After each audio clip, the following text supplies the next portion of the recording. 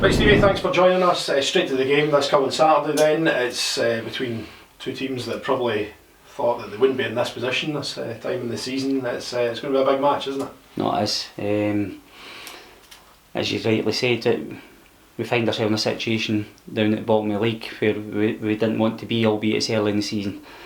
But we've got to move on from where we're at this moment in time and take confidence from the foundation that we laid at the weekend, albeit it wasn't the result we wanted. We came up against an Inverness side that were, high in confidence. They'd been scoring goals, and we were very unfortunate, having watched the game back, that we lost the game. So we know that we need to start winning games of football, but it's not panic stations.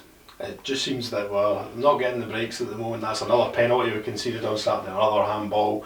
That's every home game this season. It seems like when your luck's out, it's really out. No, it is, and it can be tough to take.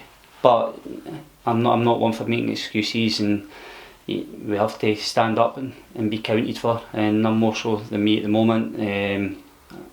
The club's a big club, and sitting at the foot of the championship table, it's no nice waking up in the morning and being responsible for that, but it's something I won't hide from. The players, I think, have been terrific in terms of what they're given at the moment. We're just coming up short in some games, and I truly believe that if we can get a win under our belt, we'll go on to win more games. Partick Thistle find themselves in a very similar situation to us, and there'll be a lot of pressure on them on Saturday. They're the home team. A couple of familiar faces, of course, as well, Ryan Williamson and Joe Cardle. What do you expect to see from Partick Thistle on Saturday? No, again, they've got exciting players, but they find themselves at the wrong end of the table, so there'll be an edginess to them as well. But we very much got to focus on what we're going to go and do.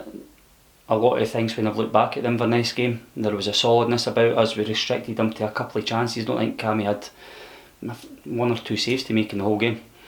We know that we've got to be a little bit more productive and create more chances to test their keeper and the opposition. As I say, it'll be a tough game for us, but one we're very much looking forward to. You mentioned Cammy Gill there, came in, made his first home start there in the league on Saturday, and as you said, did pretty well, and would have been disappointed not to keep the clean sheet in the end.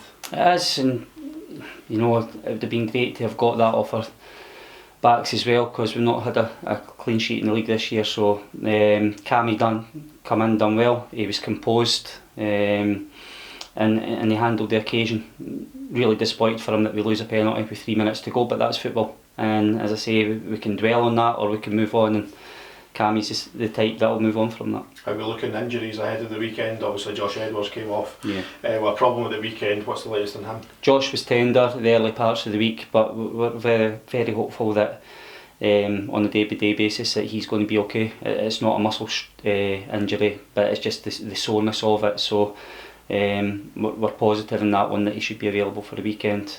Tom Lang looks like he's going to need an hour week or so, and we'll have to see where Ryan Dow's at towards the end of the week. And finally, some news yesterday about Jim Jeffries, obviously former manager here. I'm sure you'd like to pass on your best wishes from everyone at the club. No, listen, he's not only was he a great servant to Dunfermline Football Club, he's a man that's well respected in the game throughout, whether it be through the media or players and whatnot. But I was shocked as anybody to hear about him collapsing on the golf course yesterday, and I'd just like to wish him all the best in the recovery.